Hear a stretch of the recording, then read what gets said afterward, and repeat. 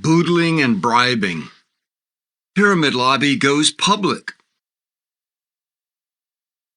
Through the years of Presidents Ronald Reagan and George H.W. Bush, 1980 to 1992, the FTC was silent and idle regarding pyramid schemes.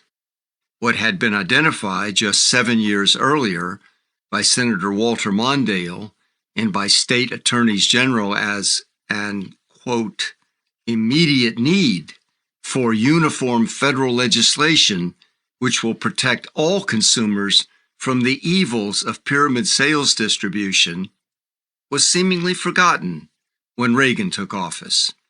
Media coverage declined even as MLMs were mushrooming across the country.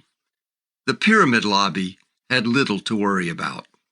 But after the Bill Clinton administration and a Democratic Party majority in Congress came into power in 1993, fear and loathing erupted in the MLM industry. The pyramid lobby rapidly ramped up against the possibility that MLM's pyramid recruiting and false income claims resulting in huge consumer losses might be exposed and prosecuted under a Democratic Party-directed FTC. To combat this, the pyramid lobby first adopted a more professional facade as the, quote, Direct Selling Association.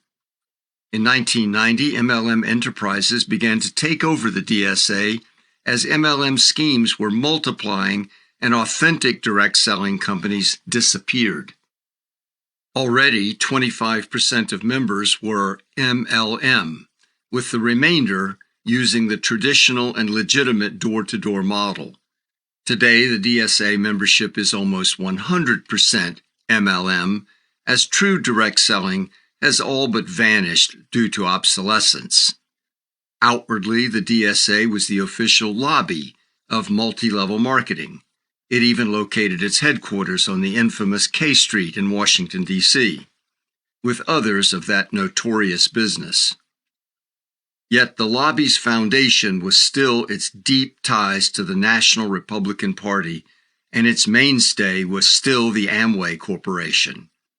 Support was also quietly being purchased across the aisle, as Ponzinomics itself pervaded both parties' economic and social agendas, with strong emphasis on the financial side, banks, debt, Wall Street of the economy. Under Reagan, this was called supply side or trickle down, and later Reaganomics. Under Clinton, this came to be called the third way. In a 1997 op-ed in the political journal Roll Call, Amway spouse Betsy DeVos made it plain that MLM would play an important role in getting George W. Bush elected in 2000. Referring to Amway's enormous funding of political campaigns, she admitted the money was to, quote, buy influence, stating bluntly, we do expect some things in return. Her husband, Dick DeVos, heir to one of the Amway founders, individually donated $48.8 million to 514 different candidates and causes over 21 years, including his own failed 2006 gubernatorial campaign. During hearings for her appointment by President Trump as head of the U.S. Department of Education, Betsy DeVos acknowledged to a congressional committee that her family may have contributed as much as $200 million to the Republican Party and Republican candidates. While purchasing bipartisan influence was now a priority goal, the most immediate perceived threat to address was the Clinton presidency and his democratically controlled FTC. The lobby had effectively prevented MLM-type pyramids from criminal fraud prosecution led by the Department of Justice and investigated by local police or the FBI. They would be treated only as a type of, quote, unfair business practice, with cases handled by the FTC. Yet even these types of cases had the potential to secure cease and desist orders, seizures of records, and individual company collapses. They also had the potential to spur class action suits that could lead to federal court rulings and interpretations affecting MLM. The lobby therefore concentrated on getting a Republican-elected president in 2000 and to gain Republican control of Congress, which would in turn suppress the FTC and other law enforcement. How the pyramid lobby gained the support of the Democratic President Bill Clinton and controlled a Democratic-led FTC would only become apparent much later. Between January 1, 1991 and June 30, 1997, according to the consumer watchdog Common Cause, Amway and affiliated donors made soft money contributions to the Republican National Committee totaling $4,147,000. In April 1997, the co-founder of Amway gave $1 million to the Republican Party, one of the largest single donations on record from an individual at that time.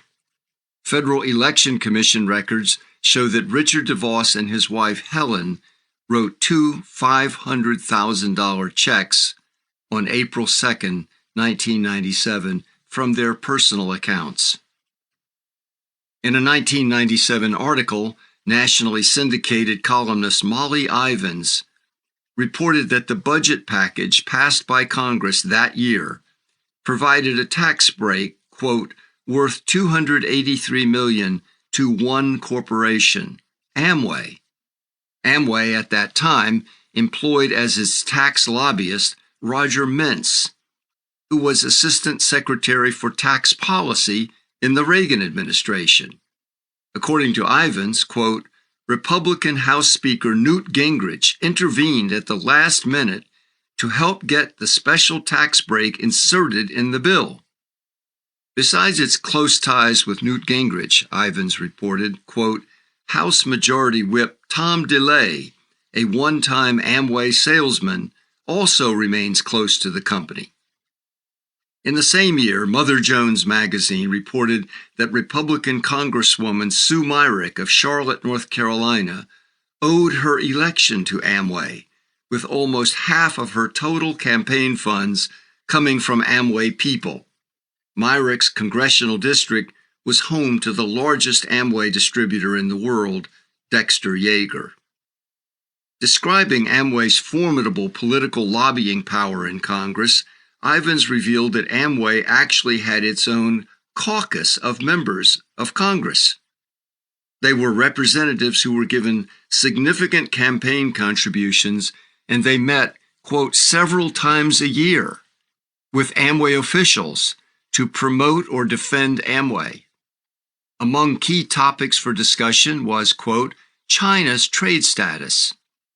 As will be documented later in the book, getting Congress to open China to Amway recruiting was a critical need of Amway at this time, as saturation in other markets was encroaching on, quote, growth.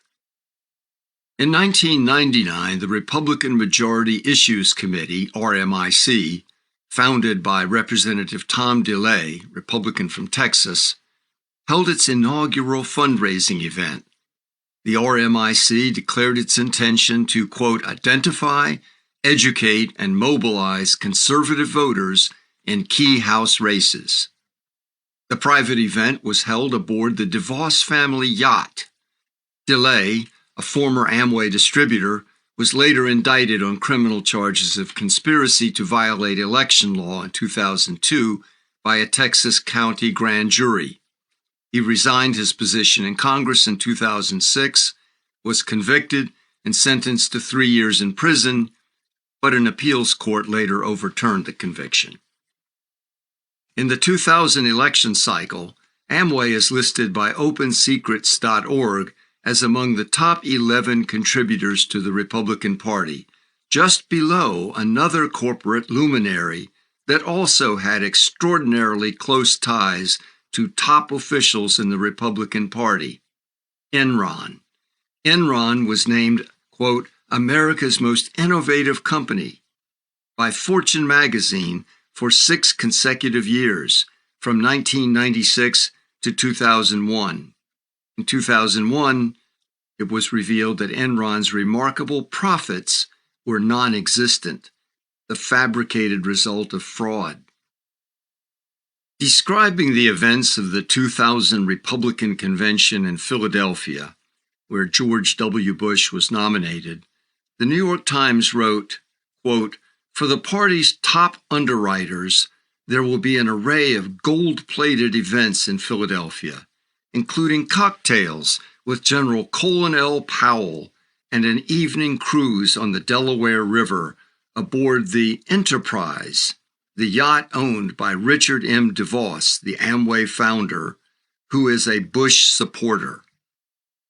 At this point, the mid to late 1990s, these enormous campaign payments and intense lobbying activities by Amway were chiefly aimed at electing a Republican as the next president and getting Republican majorities in Congress. This was believed critical to stopping FTC or other possible regulatory actions against pyramid selling schemes. Prosecutions of MLMs had markedly increased between 1996 and 1999, though no large or significant MLMs were yet targeted. Evading or interfering with law enforcement was hugely important to maintaining MLM, but only as long as an even more important goal was achieved: opening more of the globe to recruiting. Amway was running out of human beings to sell its unlimited opportunity to.